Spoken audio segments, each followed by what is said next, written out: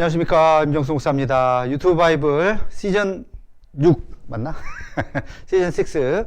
오늘 제 4강입니다. 4강 신약의 100가지 사건. 그 책에 보면 여러분 제가 100가지 사건 제가 물론 이제 따온 거긴 하지만 우리 전체를 다 보면 복음서부터 요한계시록까지 전체를 다 보면 이제 그 사건이 복음서는 아니고 사도행전부터 시작해서 요한계시록까지 100가지 사건이 요약되어 있습니다. 이거 줄거리만 여러분들이 잘 아셔도 이해해도 신약을 전체적인 그림을 아주 좀 샅샅이 볼 수 있는 뭐 일종의 지도라 그럴까요? 그렇게 이해하시면 좀 될 것 같습니다.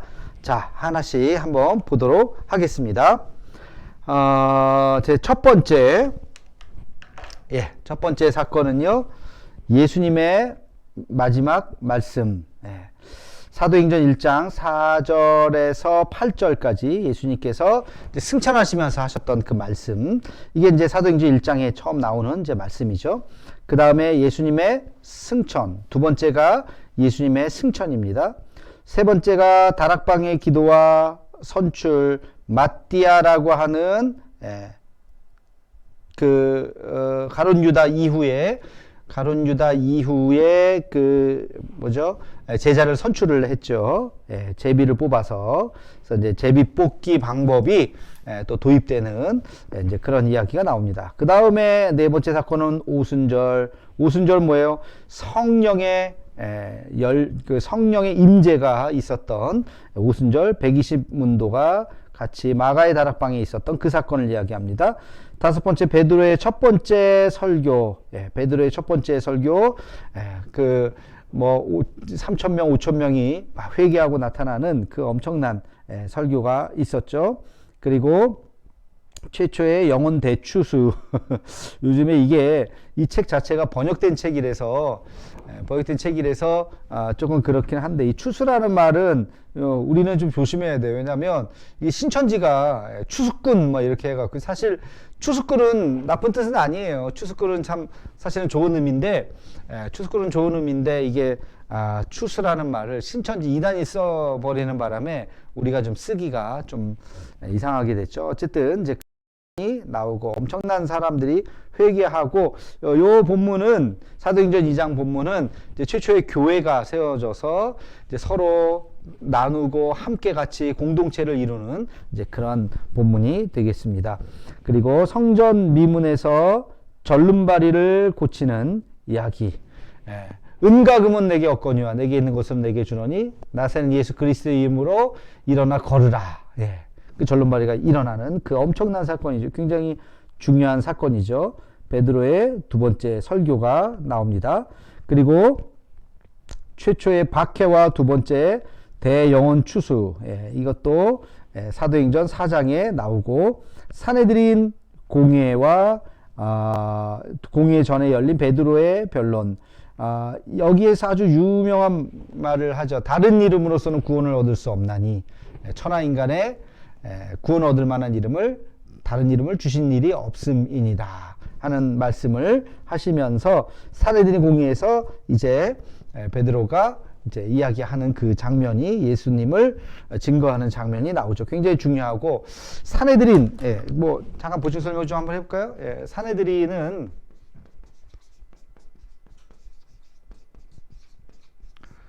70명으로 구성된 바리새파, 사두개파, 그리고 이제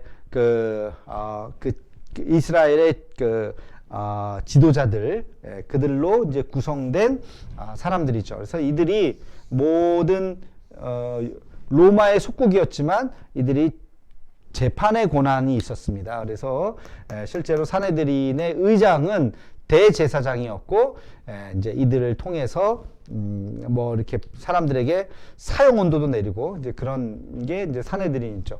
지난번에 제가 한번 설교했었는데 니고데모도 바로 이 산헤드린 의원 중에 하나였었다. 이제 그런 얘기 한번 말씀을 드렸습니다. 굉장히 중요한 하나의 단체입니다. 자, 넘어가겠습니다. 11번째 사건을 보면 초대교회의 환희와 증언들. 이때 보면 초대교회에서 이제 막 예수님을 증언하는 그런 일들이 있고, 아나니아와 삽비라에 대한 거룩한 심판. 여러분 잘 아시죠? 아나니아 삽비라가 어떤 일을 했습니까? 밭을 판 돈을 반만 바쳤죠. 반만 바치는 그 사건. 그래서 베드로가 이제 그거에 대해서 심판을 하는 이야기가 나오죠. 사도들의 행한 최초의 기적들, 뭐 여러 가지 기적들이 여기에서 사도행전 5장에 12절에서 16절에 보면 뭐 병자들을 고친다든지 그런 일들이 쭉 나오죠. 두 번째 박해와 사도들의 두 번째 변론, 뭐 이것도 이제 하나의 이제 사건이라고 볼 수 있고요. 가말리엘의 현명한 조언, 이 가말리엘이 그들이 이제 막 예수 믿는 이제 기독교인들이 막 어떤 기적을 베풀고 그러니까 현명한 조언은 뭐냐면 정말 그들이 하나님으로부터 나왔다면 우리가 막으면 안 된다. 그렇죠. 하나님의 자녀들이니까 그들을 막으면 하나님의 반발을 하는 거잖아요. 그러니까 안 된다. 또 반대로 그들이 하나님에게서부터 나오지 않았다면 그러다가 사라질 것이다. 너무 나서지 말아라. 이제 그런 가말리엘이 그런 조언을 하는 이야기가 나오죠. 그 다음에 최초로 7 집사가 선출된다. 7 집사 중에 우리가 잘 아는 스데반.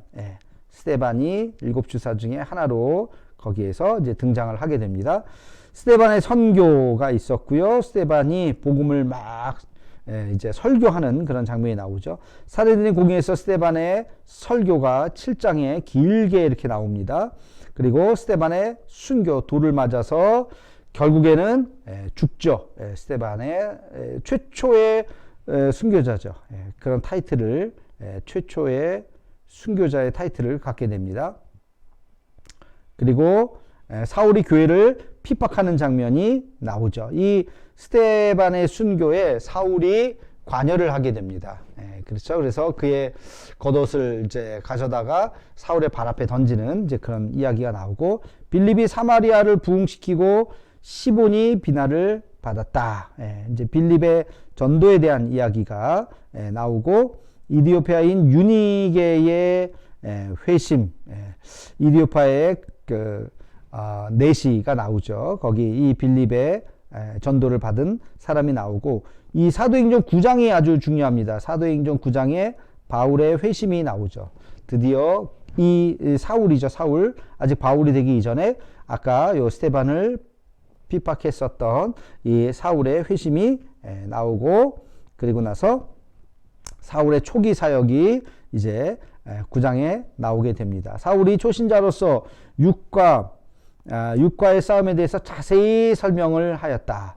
여기 사도행전 7장에 보면 사울이 이제 육과의 싸움에 대해서 이제 이야기를 하고 있습니다.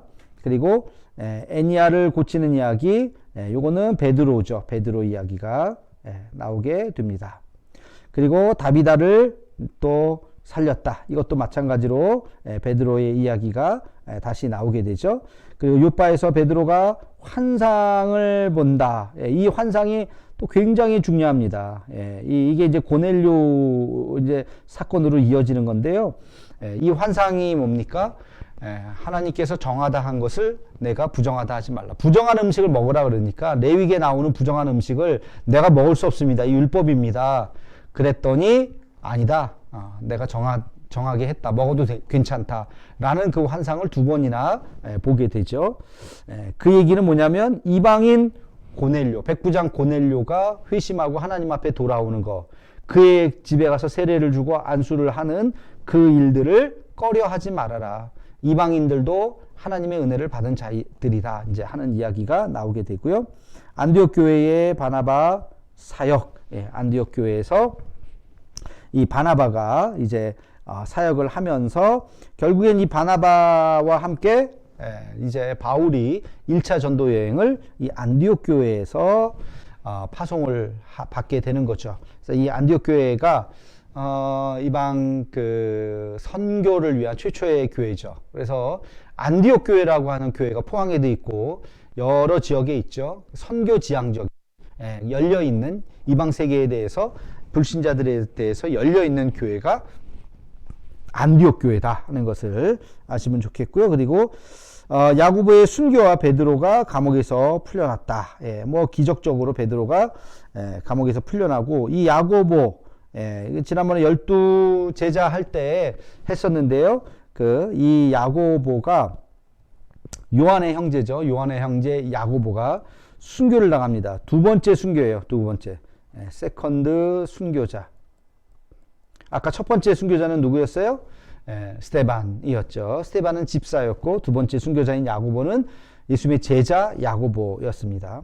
그리고 헤롯 아그리빠가 신성 모독죄로 쳐 죽임을 당했다. 예, 그런 그 이야기가 사도행전 12장에 나오고요. 그리고 여기 사도행전 13장이 또 중요합니다. 예.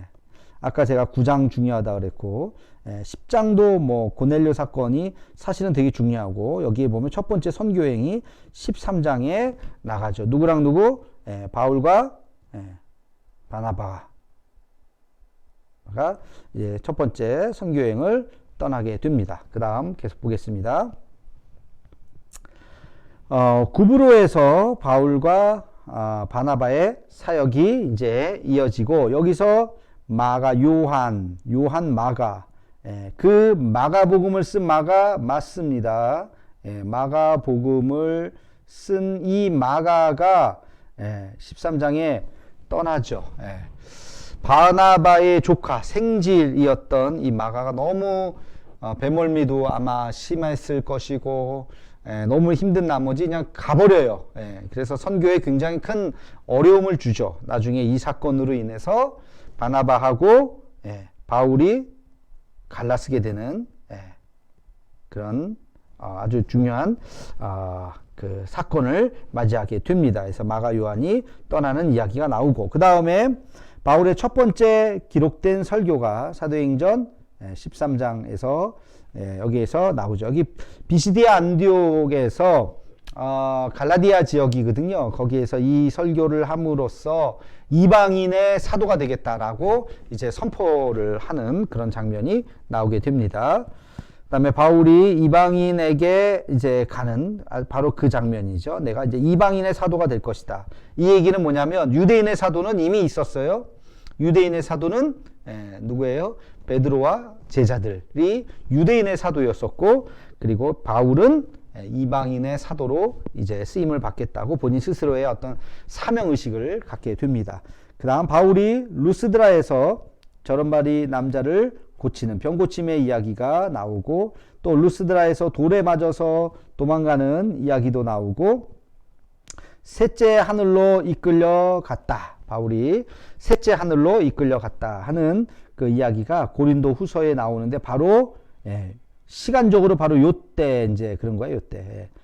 요때 1차 선교 여행 때 굉장히 핍박 속에서 그러나 하나님의 환상을 통해서 다시 사명감을 고취하는 그런 일들을 하게 됩니다. 바울은 1차 전도 여행 후 갈라디아 교회에 편지를 썼다. 갈라디아서. 근데 사실은요, 이게 이제 좀 논쟁이 많은 이야기입니다. 갈라디아서를 언제 썼느냐, 1차 전도 여행에서 썼느냐, 아니면 3차 전도 여행 때 썼느냐, 이제 그렇게 해서 요게 1차 전도 여행 때 썼다면 AD 50년, 51년 정도로 보고요. 나중에 썼다고 보면 이제 AD 이제 55년에서 56년에 썼다고 하는 이 시차가 좀 있어서요. 사실은 이 책은 요 연도를 중심으로 썼지만 다른 많은 책들을 보면요. 이 후대에 조금 더 몇 년 후대에 썼다고 2차 선교 여행 후에 썼다고 그렇게 알려지게 되는 그런 또 이야기들도 많이 있습니다. 그래서 논쟁거리다. 근데 사실은 이 뒤쪽에 쓴 것이 조금 더 설득력은 있긴 해요. 자, 아무튼 그 다음에 갈라디아 지역에 갈라디아 교회가 아니에요. 갈라디아는 지역입니다. 도시가 아닙니다. 그래서 갈라디아의 지역에 중심되는 도시는 비시디아 안디옥이에요. 수리아 안디옥이 있어요. 이거 좀 잠깐만 좀 보셔야 되는데 안디옥이 아까 이방인의 첫 번째 안디옥 여기는 수리아 지역의 안디옥이에요. 수리아. 그 다음에 지금 여기 얘기했던 이 안디옥은 비시디아예요. 비시디아. 비시디아 안디옥. 안디옥은요, 안티오커스를 이야기합니다. 안티오코스, 황제의 이름이었죠. 그래서 그 사람을 기리는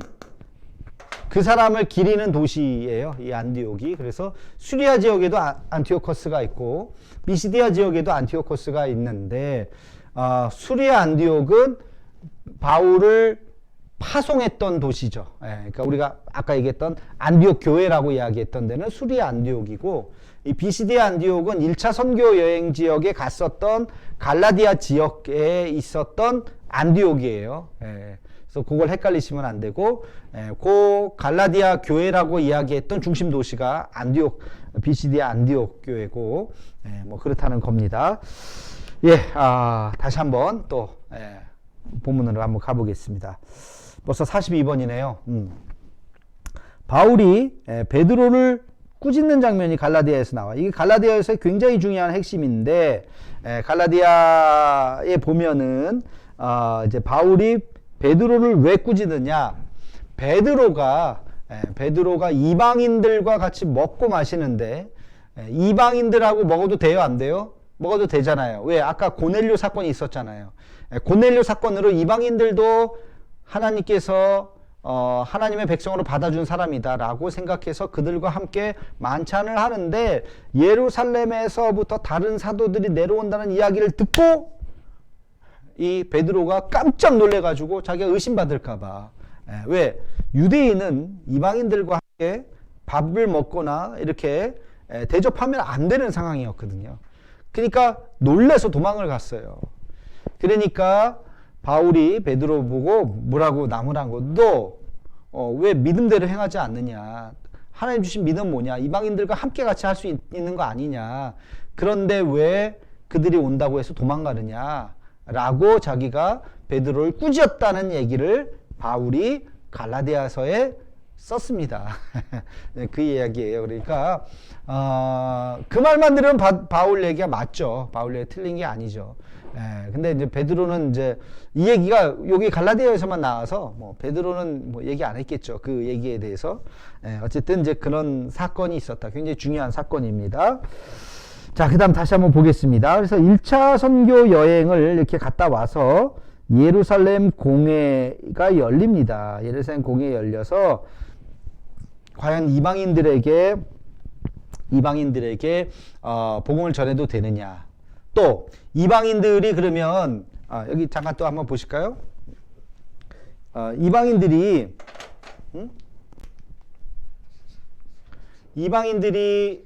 예수님 믿을 때 이방인들이 예수 믿는 것이 유대인이 되는 것이냐, 유대교가 되는 것이냐, 이게 굉장히 중요한 하나의 이제 신학적인 의미였어요. 근데 왜 예수님은 유대인이었고 유대인의 메시아로 추앙을 받았기 때문에 이방인이 예수님을 믿으려면 유대교를 믿고 유대교 안에서 예수님을 믿는 이런 형식이 되는 거죠. 이해가 되시나요? 그림은 조금 애매하게. 근데 이방인이 유대교가 된 다음에 유대교 안에 들어온 다음에 그 다음에 예수님을 믿는, 그러니까 유대교의 핵심은 할례였거든요. 할례.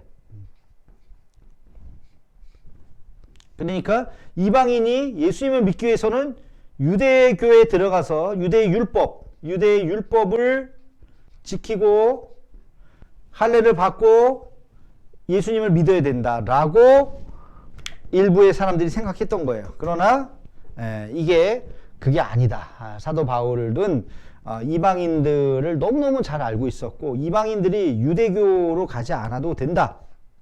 맞바로 예수님 믿을 수 있다. 다시 말해서 율법으로부터 자유로울 수 있다. 율법을 지키지 않아도 된다. 이렇게 복음을 전했다는 거죠. 이게 굉장히 불편한 거예요. 유대 크리스찬들이 있겠죠. 유대인으로서 예수님을 믿었던 유대 크리스찬들이 있었고, 이방인으로서 예수님을 믿었던 이방 크리스찬들이 있었어요. 이방 크리스찬들. 이 둘 사이에는 끊임없이 갈등이 있었단 말이에요. 갈등이. 갈등이 있었는데 이제 그 핵심이 바로 할례 문제였다. 율법을 지키는 문제였는데 바울은 철저히 여기에서 있었고 아까 그 베드로라든지 처음에 이역이 입장이었는데 그 고넬료 그 환상을 통해서 이제 이 입장을 이해하고 이 입장으로 돌아서게 된 거죠. 그래서 이런 이제 갈등이 있었다. 그래서 이방 크리스찬들과 유대 크리스찬들 사이에서 둘 다 똑같이 예수를 믿는데 과연 유대 율법을 어느 정도 받아들여야 되느냐, 이제 이런 갈등이 있었어요. 그래서 이 1차 선교 여행 후에 예루살렘 공의회에서 이 문제를 해결했는데 할례를 하지 않아도 된다 라고 결론은 내리게 됩니다. 그게 예루살렘 공의회에서 이제 하게 이제 된 거죠. 자, 그 다음에 보겠습니다. 2차 전도 여행을 떠났습니다. 사도행전 15장에 가면 15장에서 16장 바울이 마케도니아 사람의 환상을 보았다. 이것도 굉장히 중요한 본문이에요. 아까 여기 예루살렘 공회 15장도 되게 중요한 거고요. 여기 잠깐 한번 보시면요. 여기 한번 잠깐 보시면 마케도니아는 지금의 데살로니카가 있는 곳이에요. 데살로니카. 여기가 이제 이스탄불이 이렇게 있죠. 지금의 이스탄불 이렇게 있는데 여기에서 이제 이쪽으로 빌립보가 있어요. 첫 번째 성이 빌립보인데 원래는 이렇게 돌아가려고 그랬죠. 바울이 이쪽이 이제 수리아 안디옥 여기가 이제 그 이스라엘이 이쪽에 있어요. 보이나? 이스라엘. 선교 여행을 이제 여기까지 왔는데 이렇게 돌아가려고 그랬는데 여기 빌립보 요쪽에 있는 사람들이 이제 이쪽으로 오라고 손짓하는 환상을 보게 되죠. 그래서 대륙을 건너서 여기서부터가 유럽이잖아요. 여기 아시아고 유럽으로 건너가서 여기 빌립보부터 시작해갖고 이쪽으로 이제 선교를 하는 그 장면이 나옵니다. 그래서 이제 여기가 마케도니아 지역이거든요. 마케도니아 알렉산더 아버지의 고향이죠. 알렉산더 이쪽 데살로니카에 가면 알렉산더에 대한 뭐 기념비가 아니라 동상 뭐 이런 것들도 있고 뭐 그렇습니다. 그래서 마케도니아에 대한 환상이 있고 그 다음에 빌립보에서 루디아의 회심, 루디아라고 하는 자주장사 여인, 아주 헌신적인 그 여인을 만나는 장면이 나오고 빌립보에서 귀신 들린 소녀의 회심 장면이 나오고 빌립보에서 간수의 회심이 나오죠. 주 예수를 믿으라 그리하면 너와 내 집이 구원을 얻으리라. 아주 유명한 말씀이 바로 이 간수와의 대화 속에서 간수가 죽으려고 하니까 이제 그런 대화가 나오게 됩니다. 그 다음에 데살로니카의 교회를 설립하는 이야기, 데살로니카 교회, 그 다음에 베레아에서 바울과 실라가 이제 여기서 이제 복음을 전하는 이제 이야기가 나오죠. 아까 여기 신라가 나오는데요. 아까 잠깐만요. 여기 2차 선교 여행을 보면 2차 선교 여행에서 바울과 바나바가 갈라졌다 그랬잖아요. 그래서 여기서 바울이 신라하고 신라하고 같이 선교를 떠나게 됩니다. 그래서 여기서 바울과 신라가 이제 2차 선교 여행을 하고 아레오바고는 아덴이죠. 아테네. 그래서 2차 선교 여행을 가면 이 고린도, 데살로니키라 그래요. 데살로니키, 빌립보 이쪽을 다 돌게 되는데 지금의 터키 지역부터 시작해서 그리스 지역입니다. 그래서 이 아테네로 가죠. 이 아테네에 아레오바고 광장이 있습니다. 여기서 바울이 이제 설교를 하는 아주 유명한 알지 못하는 신들에게라고 하는 이제 그 설교를 이제 하게 되죠. 그리고 나서 아테네에서 조금만 가면 한 30분 정도 가는 것 같아요. 포항하고 경주 거리 정도 되는 것 같아요. 거기 고린도가 있습니다. 고린도에 교회를 설립을 하게 됩니다. 그리고 2차 선교 여행의 굉장히 선교 여행의 핵심 도시가 바로 이 고린도가 되죠. 나중에 고린도 전서, 후서, 편지를 쓰게 되죠. 이 바울이 2차 선교 여행 중에 데살로니가 전서와 데살로니가 후서를 쓰게 된다. 예, 데살로니키 지금도 굉장히 큰 도시입니다. 의외로 뭐 빌립보라든지 그런 도시는 그렇게 안 커요. 지금 가면 생각보다 의외로 뭐 되게 근데 의외로 굉장히 큰 도시가 바로 이 고린도예요. 그리고 서모나가 굉장히 크더라고요. 도시가 뭐 그렇고 뭐 다른 도시들은 그냥 생각보다 고린도도 되게 작아요. 고린도 되게 작고 데살로니카가 굉장히 큽니다. 그 다음에 3차 전도 여행을 이제 하게 되죠. 18장. 그래서 아볼로가 이제 등장합니다. 이 아볼로는 뭐 좋은 분이에요. 훌륭하신 분인데 아볼로가 성령을 알지 못했다. 이제 그렇게 표현이 되죠. 굉장히 말씀에 통달한 사람이었고 아주 훌륭한 분인데 성령 사역을 하지 않았던 분이고 바울은 성령 사역을 했죠. 이 3차 전도 여행에 나중에 얘기하겠지만 핵심 지역은 이제 에베소가 됩니다. 에베소. 에베소에서 성령 사역을 이제 하게 되는데 그 아볼로가 지나갔어요. 근데 거기는 말씀 사역만 하고 지나갔어요. 그러니까 말씀 사역이 있고 성령 사역이 있고 조금 뭐 다 동전의 양면이지만 그런 차이가 조금 있습니다. 오케이. 자, 이제 계속해서 한번 보겠습니다. 56번에 보면 12명의 제자에게 세례 요한이가 아니고 오타예요. 세례 요한의 세례를 줍니다. 요한의 세례.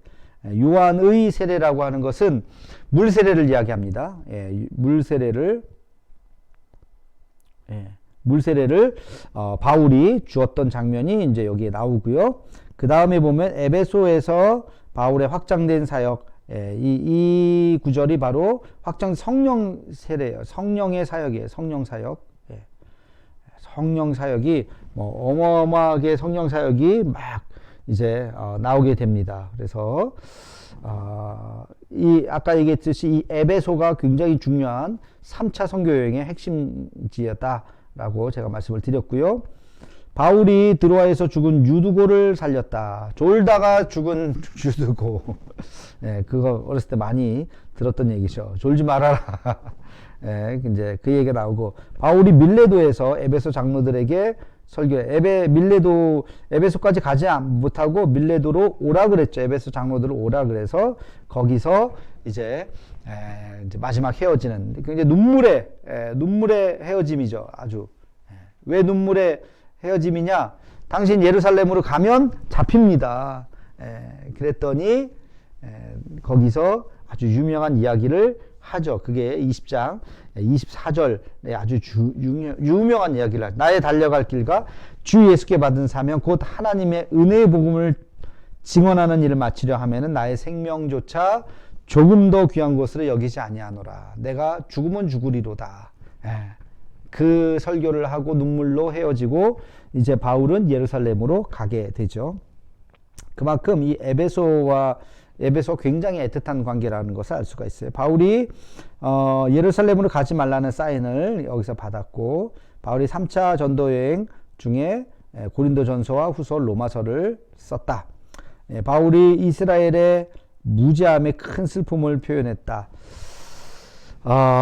이제 뭐 그거는 뭐 로마서에 나오는 이야기들을 좀 정리한 건데요. 뭐 그렇게 중요한 것 같지는 않고 바울이 고린도 교회의 간음자를 비난했다. 이거 이제 고린도 전서에 나오는 이제 내용들 이야기를 합니다. 바울이 그의 험한 고난을 회상했다. 고린도 후서에 나오는 이야기고 바울이 가진 육체의 가시, 내 안에 육체의 가시가 있어서 3번 기도했다. 그러나 내 은혜가 내게 족하도다. 그런 이제 응답을 받죠. 바울이 예루살렘에서 결례를 이제 행했다. 결례를 행했다는 정결례. 그 전에 하지 못했던 정결례를 이제 하면서 몸을 정결하게 하고 깨끗하게 하는, 이거 뭐 단순히 목욕했다는 얘기가 아니라, 이제 아주 그 머리를 깎고 이제 그러면서 하나님 앞에 거룩한 모습으로 나아가는 것을 이야기합니다.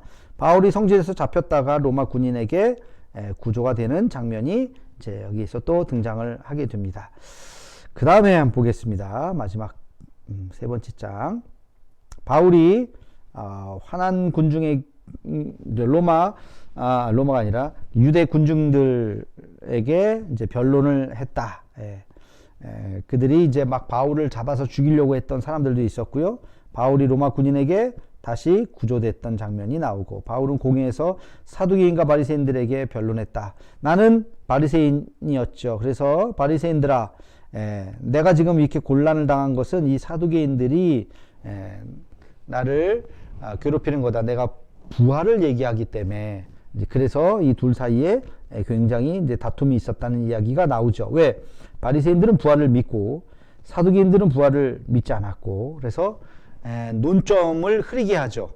예수 때문에 내가 핍박받은 게 아니라 내가 부활 얘기를 했더니 핍박을 주는 거다. 그러니까 내 말이 틀린 게 아닌데 저 사두개인들이 부활을 모르기 때문에 저렇게 나를 핍박하는 거다. 이제 그런 이야기를 함으로써 두 사이에 이제 막 싸움을 붙이는 이제 그런 장면이 나옵니다. 바울은 그를 죽이려는 음모를 피해 가이사랴로 보내졌다.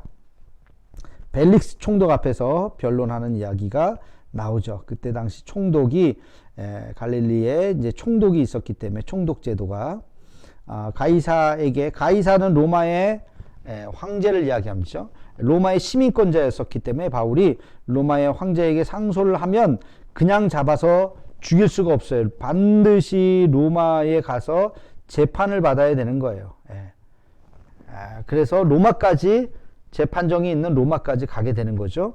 그래서 바울이 베스도와 아그리빠 왕 앞에서 변론하는 장면이 또 나오고, 이 아그리빠는 그 지역의 분봉 왕이었어요. 지역을 다스리는, 우리 치면 이제 도지사 같은 그런 역할들을 하는 사람이었고요. 바울이 로마로 가는 중에 큰 유라굴로, 이게 뭐 이름이 나와요. 유라굴로. 우리 얼마 전에 흰남로 그런 이름이 나와요. 유라굴로라고 하는 그 큰 폭풍을 만나서 이제 하는 거고, 멜리데 섬에 작은 섬이 있습니다. 이탈리아 반도에 있는 그 섬에 올라서 거기에 이제 뭐 추장도 막 고쳐주고 열병도 고쳐주고 뭐 그런 장면이 나오고요. 바울이 로마에 4개의 옥중 서신을 썼다. 에베소, 골로서, 빌레몬서, 빌립보서, 에필골몬, 요 순서가 이렇게 되는데, 요 4개의 옥중 서신이죠. 어디 옥이냐? 로마의 옥에, 로마에 갇혀서 이 4개의 서신을 씁니다. 빌레몬에게 오네시모를 용서할 것을 요청한다. 빌레몬, 내가 사랑하는 빌레몬에게, 오네시모가 종이었는데, 빌레몬의 종이었는데 도망갔거든요. 근데 종이 도망가다 잡히면 죽어야 돼요. 근데 이 오네시모가 예수님을 믿게 됐어요. 그리고 바울을 아주 잘 도와준 충직한 바울의 뭐랄까요, 그 제자가 된 거죠. 그러다 보니까 바울이 빌레몬에게 정중하게 오네시모를 용서해 주십시오 라고 하는 편지를 쓰는 내용이죠.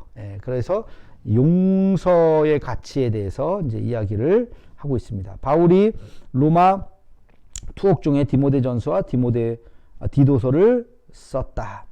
2차 투옥 중에 또 바울이 다시 체포되고 순교하기 전에 디모데 후서를 썼다. 이게 마지막 책이죠. 디모데 후서. 그리고 바울이 디모데와 요한, 마가, 아까 그 마가, 도망갔었던 마가에게 감옥에 있는 그를 방문해 줄 것을 요청했죠. 근데 나중에 이 마가가 바울이 아주 훌륭한 또 제자가 되고 회심해서 바울이 베드로 밑에 가서 베드로에게 복음을 듣고 마가복음을, 최초의 복음서인 마가복음을 기록하죠. 이 이후에 기록합니다. 바울 서신이 먼저고요. 복음서는 나중이에요. 성경에는 복음서가 먼저 나와서 복음서가 먼저 썼다고 착각하기 쉬운데 그렇지 않아요. 복음서는 뒤쪽에 있었어요. 최초의 복음서인 마가복음서도 AD 70년에 썼어요. 바울은 AD 67년, 68년에 이미 순교를 합니다. 그 이후에 이제 쓴 거죠. 야고보는 그의 서신서를 야고보서를 썼다. 여기서 야고보는 아까 순교한 야고보가 나왔죠. 누구라 그랬어요? 예수님의 제자, 요한의 형제 제자 야고보고, 여기에 야고보는 예수님의 동생 야고보입니다. 예수님의 동생 중에 야고보가 있었어요. 바로 밑에 동생 그 야고보가 예루살렘의 대단한 지도자가 됐죠. 바울과 맞먹는, 바울이 아니라 베드로와 맞먹는 그런 지도자가 됐는데, 그 야고보가 야고보서를 씁니다. 그 다음에 마태는 복음에 대한 내용은 마태복음을 쓰고, 마가는 마가복음을 쓰고, 누가는 누가복음을 쓰는데, 자, 마태는 예수님의 제자죠. 레위, 레위 마태. 지난번에 12제자 할 때 했어요. 누가는 누구냐? 예수님 제자가 아니에요. 누가는 예수님의 제자가 아니라 바울과 함께 전도여행을 함께 했었던 의사였습니다. 평신도 지도자였죠. 대단히 작가의 기질도 있었고 아주 관찰력이 뛰어난 분이었죠. 그래서 이분이 누가를 쓰고 누가복음을 쓰고 또 사도행전을 쓰죠. 그래서 바울과 함께 했기 때문에 바울의 모든 일거수일투족을 잘 알고 있었던 사람이다. 요한은 요한복음을 씁니다. 다시 누가는 사도행전을 씁니다. 히브리서의 저자는 그의 서신서를 씁니다. 히브리서의 저자는 그랬어요. 이 얘기는 히브리서의 저자가 누군지를 모르기 때문에 그래요. 이건 아직까지 밝혀지지 않았어요. 바울이 썼다는 주장도 있었지만 아니고, 아볼로가 썼다는 주장이 있었지만 그것도 아니고, 그래서 이 히브리서는 누가 썼는지 그냥 모른다. 히브리의 저자. 그냥 뭐 그렇게 얘기하고 끝냅니다. 그래서 히브리의 저자는 그의 서신서 히브리서를 썼죠. 히브리서는 흩어진 12지파 그리고 유대인들을 향한 편지예요. 유대인들을 향한 편지. 베드로는 베드로전서와 베드로후서를 썼다. 베드로가 베드로전서 후서를 썼고요. 요한은 그의 세 서신서를 썼다. 요한1서, 요한2서, 요한3서를 썼죠. 그리고 유다는 그의 서신서를 썼다. 유다서. 이 유다도 가룟 유다가 아닌 건 알죠. 가룟 유다는 죽었어요. 이것도 예수님의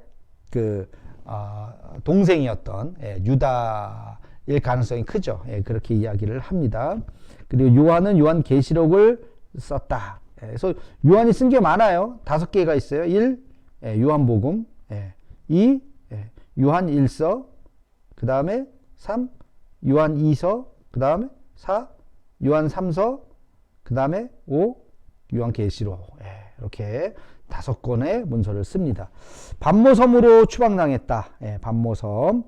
요한은 승천하는 그리스도를 보았다. 요한은 7교회에 그리스도의 말씀을 전했다. 이 요한계시록의 수신인이 누구냐면 7개 교회입니다. 7개의 교회.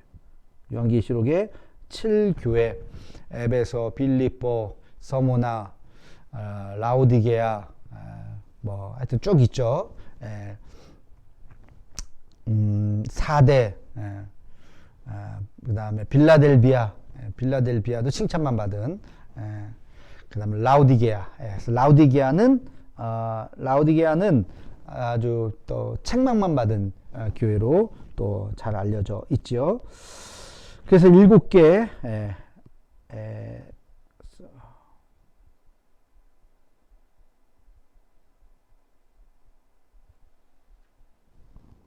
이렇게 셋, 넷, 다, 7개. 에서, 버두, 사빌라, 에베서, 서모나, 버가, 두아디라, 사대, 빌라델피아, 라오디게아.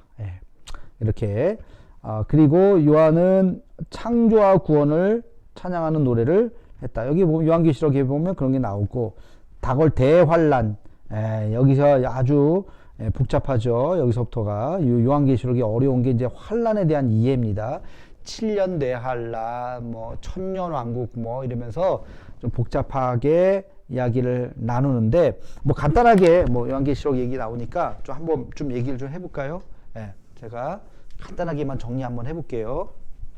요한계시록에 나오는 논쟁과 또 종말론에 대한 이야기를 잠깐만 정리하고 넘어가도록 하겠습니다.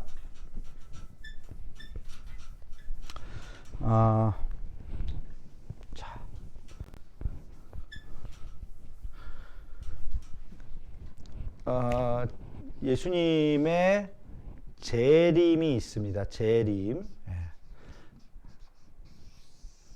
근데 재림이 있기 이전에 환란이 와. 7년 환란. 7년의 환란인데 여기 반쪽에서 3년 반, 3년 반. 3년 반은 큰 환란은 아니지만 뒤에 3년 반은 대환란이 옵니다. 그래서 이 7년 환란 끝에 예수님의 이제 재림이 있죠. 그리고 나서 여기 천년 왕국이 있다고 보통 이야기합니다. 그리고 천년왕국 후에 마지막 이제 심판의 때가 있다고 이야기하는 것이 이런 구조가 가장 일반적인 이야기인데, 근데 요게 조금 다르기도 해요. 그 재림 이게 후 천년설이거든요. 그러니까 재림 후 천년왕국, 재림 전 천년설, 후 천년설, 뭐 또 어디는 또 무천년설, 막 이러면서 복잡해요. 그래서 중요한 것은 예수님의 재림이 있고 성경에 나오는 거 7년 환란이 있고 천년왕국이 있고 백보자 심판이 있고 마지막 세상 끝이 있다라고 하는 이 종말론의 공식이 있지만, 그러나 굉장히 이거를 딱 얘기하기는 어렵다. 딱 이렇게 얘기하기는 어렵다. 그런 우리가 근데 하여튼 중요한 건 이 세상 끝을 향해서 지금 달려가고 있고 분명히 공중에서 재림하는 순간이 있다는 것을 성경은 이야기하고 있고, 그리고 나서 이제 천년 왕국, 이게 제일 헷갈리는 거예요. 천년 왕국이 과연 실제로 천년이라는, 우리가 지금 1년, 2년, 3년 하는 천년이라는 세월을 이야기하는 것이냐, 하루가 천년 같고 천년이 하루 같고 하는 좀 이게 상징적으로 봐야 되는 것이냐, 이 천년에 대한 이해가 그래서 무천년설이 있는 거예요. 이거는 이게 그런 천년이 아닐 것이다. 천년에 대한 왕국에 대한 이해가 제일 조금 이해하기가 사실 좀 어려운 거고요. 그러나 환란 이후에 예수님의 재림과 마지막 심판의 때가 있어서 그때가 마지막 오메가 포인트죠. 세상 끝나는 오메가, 마지막 끝나는, 여기 창조의 알파죠. 알파, 창조의 시대가 있었다면 마지막 오메가의 시대가 있는 거죠. 오메가, 그런 이제 마지막 시대가 있다는 것을 우리가 뭐 요 정도로 개념 정도만 이해하시면 될 것 같습니다. 그 다음에 요한은 다시 오실 그리스도의 영광스러운 모습을 보았다. 요한이 2번 다른 천사에게 경배하려고 했으나 거절당했다. 뭐 이게 크게 중요한 것 같지는 않은데, 요한은 영광스러운 새천년 왕국과 사탄의 최후의 멸망, 그리고 흰 보좌에서, 이게 백보자 심판, 마지막 심판, 새 예루살렘에 대해서 설명했다. 아까 이후가 이제 새 예루살렘이에요. 시간과 공간이 없는 자. 여기까지가 100가지 사건을 정리를 한번 해 보았습니다.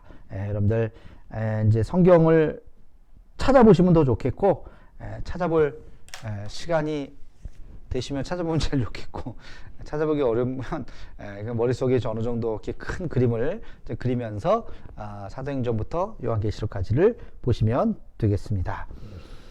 네, 뭐 짧게 하려고 했는데 이것도 길어졌네요. 뭐 여기까지 하는 걸로 하겠습니다. 그러면 오늘 끝. 오늘 저기 키워드. 키워드는 키워드는 저걸로 할까요? 성경 퀴즈. 베드로가 환상을 보고 나서 이방인 백부장 누구에게 세례를 주었습니까? 세 글자. 누구. 세 글자. 세 사람이 아니라 한 사람인데 세 글자. 그거를 오늘의 키워드로 하도록 하겠습니다. 사도행전 10장에 나오는 이야기죠.